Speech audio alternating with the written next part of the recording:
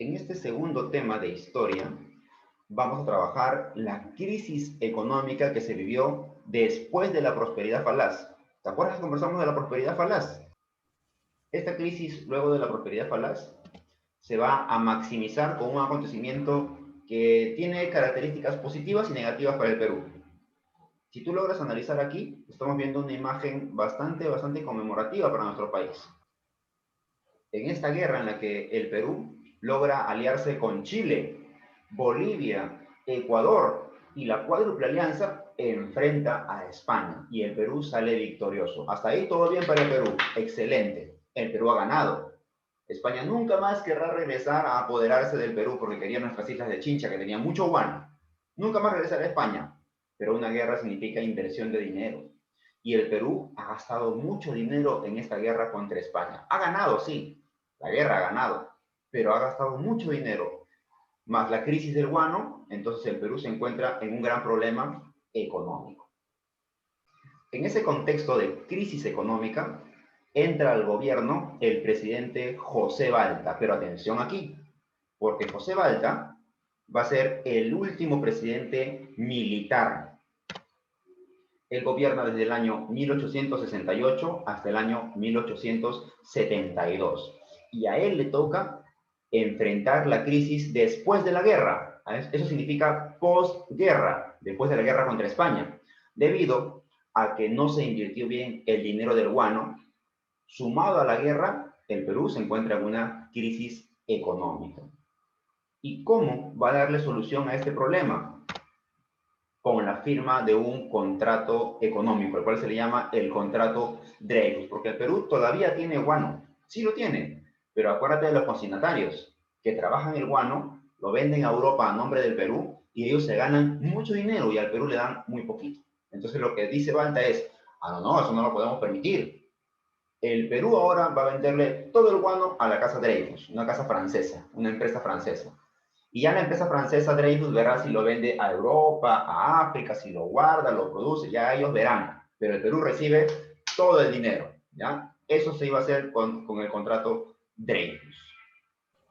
Seguimos entonces analizando ahora sí lo que es el contrato Dreyfus firmado en el año 1869. Este contrato fue negociado por quien era ministro de Hacienda de José Balta, un señor llamado Nicolás de Piérola.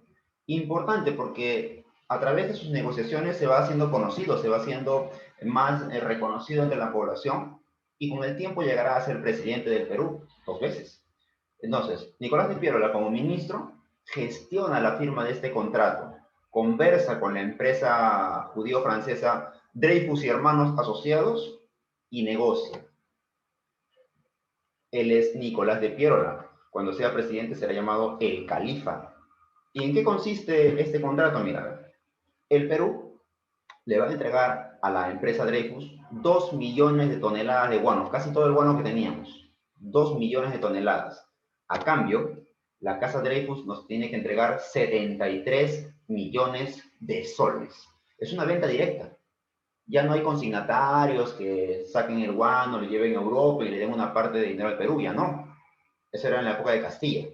Ahora con Balta, de frente, 2 millones de toneladas de guano se le vende a la casa Dreyfus. ¿Y qué nos van a dar a cambio? 73 millones de soles. Obviamente, eso está perjudicando a los consignatarios, quienes se van a oponer a la firma de este contrato, porque se les está dejando sin trabajo y sin sus ganancias. Acá te voy a mencionar algunas obras pequeñas del gobierno de José Balta, aunque ni tan pequeñas, porque la mayoría de ellas sigue todavía en pie. Se construye, por ejemplo, la carretera que une Lima-Callao, se edifica el Hospital 2 de Mayo, que es este que vemos en imagen, ese es el antiguo Hospital 2 de Mayo. Se construye el Puente Balta, un puente que se construyó hace más de 100 años y sigue vigente todavía. Eso habla del buen trabajo que se hizo en infraestructura. No como los puentes de las municipalidades actuales que lo construyen hoy día y en un par de meses se caen, ¿ya? Entonces, esto es un buen trabajo que se hizo en esta época. Además, Como podemos observar aquí, mira, a ver, esta es toda la ciudad de Lima, toda la ciudad de Lima. Y Lima se encontraba amurallada, tenía murallas. Estas murallas eran de la época virreinal. Cuando existían acá los virreyes, toda Lima estaba amurallada para evitar el ataque de los piratas y corsarios que en algún momento llegaron acá a la capital. Pero como había mucha gente, Lima necesitaba ampliarse. Es por eso que durante el gobierno de Balta, estas murallas van a ser derribadas. Solamente va a quedar una parte y queda como patrimonio, ¿no? Como sitio turístico. Ahí se puede ver las murallas de Lima.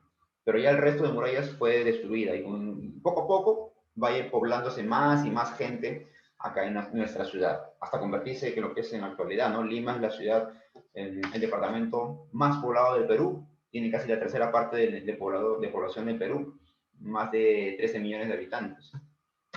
Se ordena también la construcción del Parque de la Exposición, ese parque que ustedes conocen, visitan, ¿no? Que está por el centro de Lima, por Wilson, ya por el Parque de la Exposición. Y un dato importante aquí con José Balta es la famosa política ferrocarrilera. ¿Qué quiere decir eso, profesor? Se empiezan a construir varios ferrocarriles tratando de imitar lo que estaba ocurriendo en Europa. En Europa, debido a la revolución industrial, las calles estaban convirtiéndose en vías de ferrocarril para unir pueblos alejados, ciudades alejadas, y en el Perú se quiso imitar eso.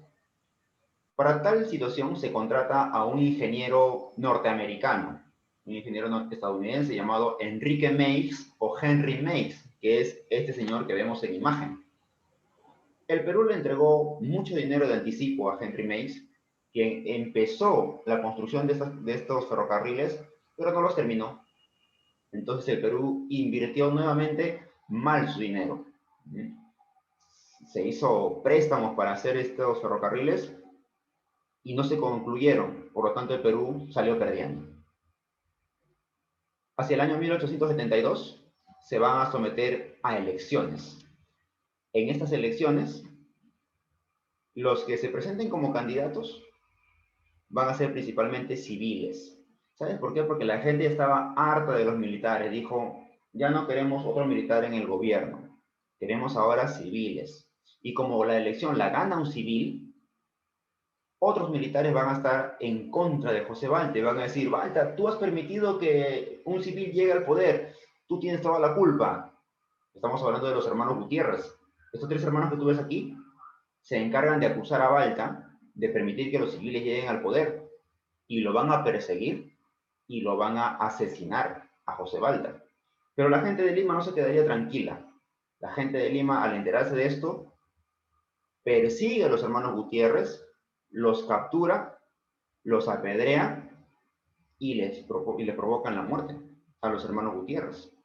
Entonces, así fue el final del gobierno de José Balta. Dime. En el año 1872 llega al poder el primer presidente civil del Perú, Manuel Pardo. A esta época también se le conoce como el primer civilismo y va a gobernar hasta el año 1876. Atención aquí, mira. Yo te dije, con la firma del contrato Dreyfus, los consignatarios, gente con dinero, van a quedar molestos, inconformes.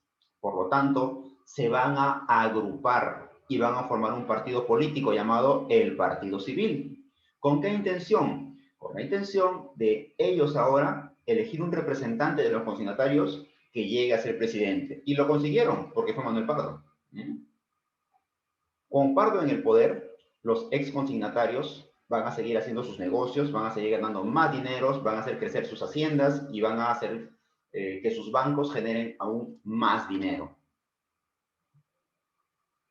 Algunas funciones de Pardo como presidente, por ejemplo, poner fin a todo el caos que se había generado con los gobiernos militares, con Castilla y Echenique, la corrupción, el mal manejo del dinero de Balta, la estafa de los ferrocarriles. Entonces la gente estaba inconforme. Pardo pone fin a eso. Va a elaborar algunas obras públicas importantes, sobre todo su apoyo a la inversión extranjera y a la educación. Y en esta época con Pardo al notarse que la selva está despoblada, fomenta que los europeos vengan a trabajar.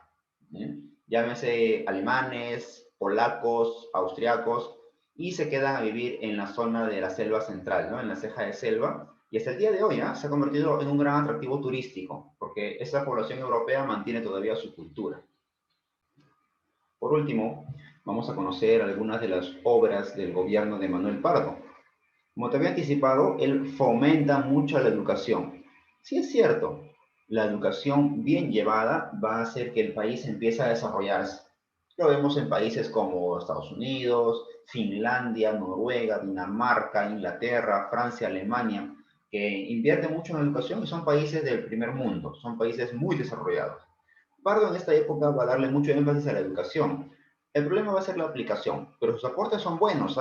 Por ejemplo, un nuevo reglamento de instrucción pública que va a orientar el trabajo de los profesores en todo el Perú. Establece que la educación primaria, al menos, sea obligatoria para todos los peruanos y gratuita, ¿ya? Que no se realice ningún tipo de pago. Y eso hasta el momento se ha quedado, incluso se ha ampliado hasta la secundaria y la universidad. Durante el gobierno de Pardo se crea la Escuela de Ingenieros Civiles y de Minas, lo que hoy en día es la Universidad Nacional de Ingeniería que tú ves en el fondo, la UNI, ¿ya? Una de las universidades más prestigiosas del Perú. Y también se crea la Escuela Superior de Agricultura, que con el paso del tiempo se ha transformado en la Universidad Nacional Agraria de La Molina. ¿Ya? Ambas son universidades nacionales creadas durante el gobierno de Manuel Pardo. Atención aquí, estos dos últimos puntos, porque van a generar, a la larga, problemas para el Perú. Pardo, primero aquí, le voy a poner el número 1, primero aquí. Pardo, previendo, anticipándose a una posible guerra, dice, mejor busco un aliado. Si Ecuador me quiere hacer la guerra, si Chile me quiere hacer la guerra, yo tengo que tener un aliado. Y el aliado más cercano que tenía el Perú era Bolivia. Entonces, se junta el presidente peruano con el presidente boliviano y se dan la mano y dicen, vamos a aliarnos ante algún problema político-militar que haya. Se firma un tratado de defensa mutua, de apoyo mutuo, de ayuda, llamado el Tratado Ribagüero-Benavente, pero era un tratado secreto. Nadie sabía de la existencia de este tratado. Solamente el presidente del Perú y el presidente de Bolivia, ambos habían firmado un tratado secreto de ayuda. La idea parece buena, parece muy buena, porque si viene, por ejemplo, ¿no? España, Ecuador, Chile a querer hacernos la guerra, Bolivia nos va a ayudar. Y si alguien le declara la guerra a Bolivia, el Perú tiene que ayudar. Hasta ahí parece buena la idea. Vamos a ver que con el paso del tiempo, este tratado secreto va a generar complicaciones para el Perú. Y el punto número 2, la estatización del salitre. Estatizar significa quitarle las empresas a los extranjeros y que esas empresas pasen a manos del Perú. Entonces, el Perú va a empezar a explotar el salitre. ¿Y qué es el salitre? Es un mineral que tenía la misma utilidad del guano.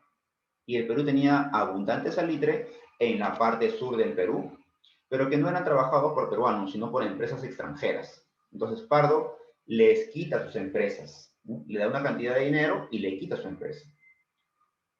Aquí los perjudicados van a ser las empresas francesas, inglesas, alemanas y chilenas. ¿Ya? El Perú va a ganar dinero con el salitre, pero estas empresas van a quedar molestas.